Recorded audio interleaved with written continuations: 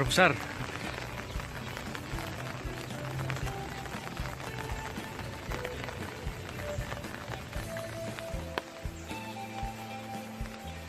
Halo sapi.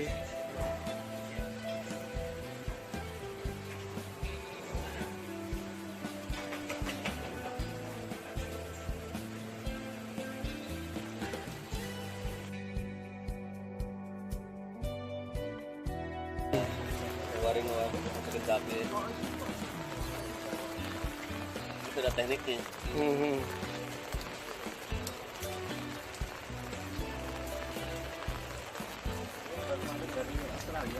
Kuning bahanin Masih berapa ekor? kemarin 2000-an.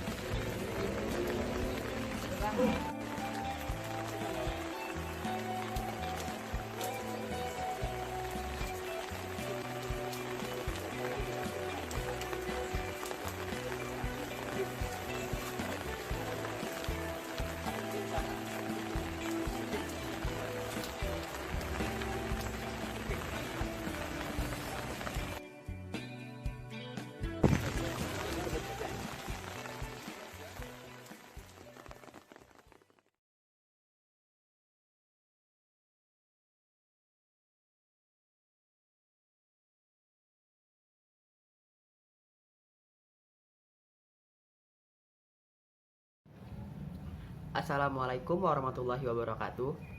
Perkenalkan, saya Fauzul Mumtazi dari kelompok Bordetella Brontiseptic. Nama saya Gifar Nazif Mumtaz dari kelompok Bordetella Bronchoseptic. Hai, perkenalkan nama saya Muhammad Ilham Rizal Falevi dari kelompok Bordetella Bronchoseptic. Hai, kenalin nama aku Tutus Multianingsi dari kelompok Bordetella Bronchoseptic. Halo semuanya, perkenalkan nama aku Nisrina Sarafia. Hai semuanya, perkenalkan nama aku Anastasia. Halo, nama saya Nendri Diah Ayu Pitaloka. Halo, perkenalkan nama aku Nesa Putri Chandra Cahyani.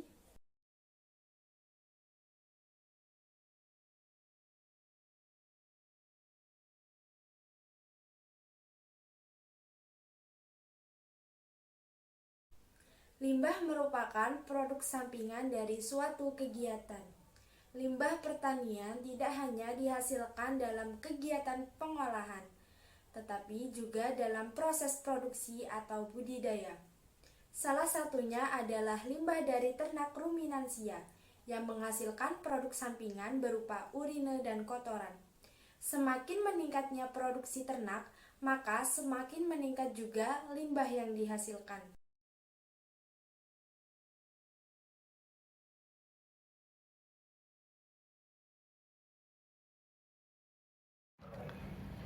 Seperti yang kita ketahui, hewan ternak ruminansia mampu menghasilkan banyak kotoran, terutama pada sapi. Sebagai gambaran, seekor sapi dengan bobot 250 kg mampu menghasilkan 13,75 kg kotoran per harinya. Kotoran sapi mengandung protein sebesar 13,2%, serat kasar sebesar 31,40%, lemak sebesar 2,8%, dan abu sebesar 5,4%. Meskipun begitu, terdapat kandungan pada kotoran setiap jenis sapinya karena dipengaruhi oleh faktor komposisi pada pakan sapi yang diberikan. Oleh karena itu, untuk mengurangi limbah kotoran sapi, lakukan pemanfaatan limbah kotoran sapi dengan cara membuat tepung kotoran sapi untuk pakan ayam.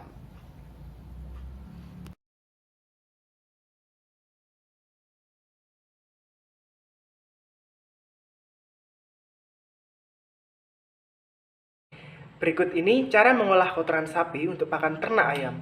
Pertama, siapkan kotoran sapi yang masih segar atau maksimum 3 hari dan tidak tercampur tanah. Lalu jemur kotoran selama sehari penuh untuk mengurangi kadar airnya. Kedua, persiapkan cairan inokulan untuk difermentasi dengan kotoran sapi. Caranya ialah mencampur air bersih dengan gula dan inokulan dengan perbandingan 100:1:1 pada wadah besar atau ember. Lalu tutup dan diamkan selama 30-60 menit. Yang ketiga, jangan lupa untuk menghamparkan kotoran sapi yang telah dijemur di atas terpal, lalu disiram dengan cairan inokulan hingga merata.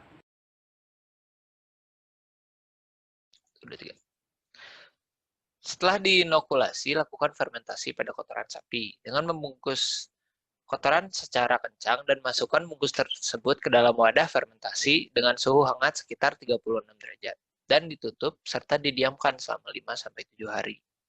Nah, setelah dirasa cukup, lakukan pengeringan kotoran hasil fermentasi dengan menjemurnya di bawah sinar matahari selama 3-4 hari atau dengan alat pengering dengan suhu tidak melampaui 70 derajat Celcius.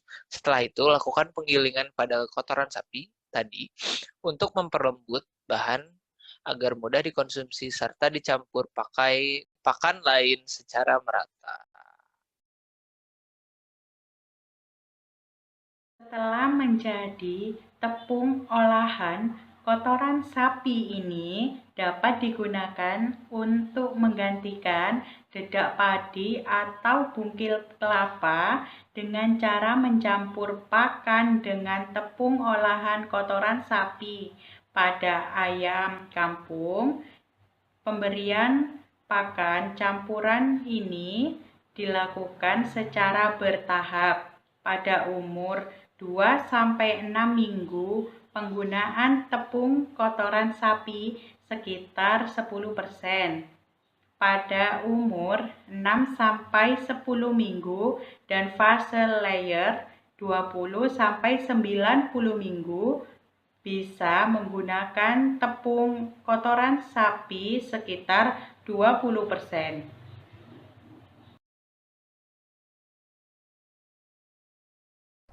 Pemberian pakan ini dilakukan dengan frekuensi yang sesuai dengan pola dan kebiasaan pemeliharaannya, terutama fase dan umur ayam ternak itu sendiri. Dalam pemeliharaannya, peternak diharapkan atau sebaiknya bisa memperkirakan kebutuhan per hari sesuai fase umur ternak. Untuk meningkatkan kualitas pakan ayam yang dicampur dengan tepung kotoran sapi tersebut, maka cara yang dapat dilakukan adalah dengan mengkombinasikan pakan ayam ternak dengan campuran probiotik dan air minum dengan perbandingan 1:1.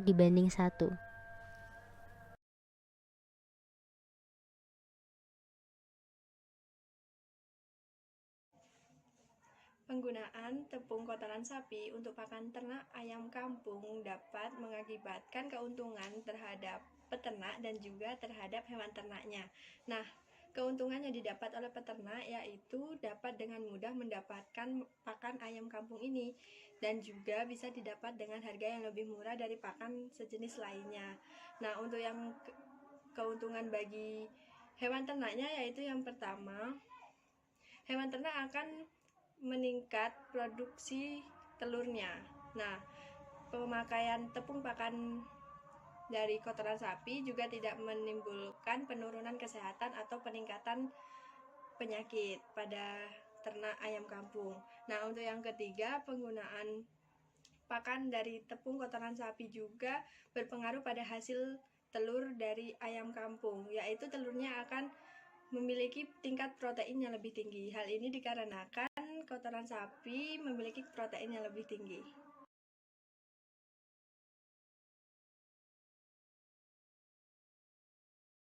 Selain memiliki keunggulan, tepung dari kotoran sapi sebagai bahan pakan ternak ayam juga memiliki kelemahan. Di antaranya yang pertama, memiliki kandungan serat yang tinggi sehingga sulit untuk dicerna. Yang kedua, kotoran ternak memiliki kandungan amonik yang tinggi sehingga menjadi salah satu penyebab rendahnya palatabilitas atau kelezatan pada pakan bagi ternak. Sekian dari kelompok kami, semoga bisa bermanfaat untuk kita semua. See you! Sekian penjelasan dari kelompok kami, semoga bermanfaat. Kami dari kelompok Bordetella Bronchiceptic mengucapkan terima kasih. Dadah! Sekian kami dari kelompok Bordetella Bronchiceptic. Terima kasih. Sekian dari kelompok kami, kelompok Bordetella Bronchiceptic. Mohon maaf apabila ada kesalahan. Terima kasih. See you next time. Bye-bye. Sekian kami dari kelompok Bordetella Bronchiceptic mengucapkan terima kasih. Sekian kami dari kelompok Bordetella Bronchiceptic. Terima kasih. Sekian pemaparan dari kelompok kami, dari kelompok Bordetella bronchiceptic mengenai pemanfaatan limbah ternak ruminansia untuk pakan ayam. Apabila ada kesalahan, mohon dimaafkan ya. Terima kasih, semoga bermanfaat untuk kalian semua. See you!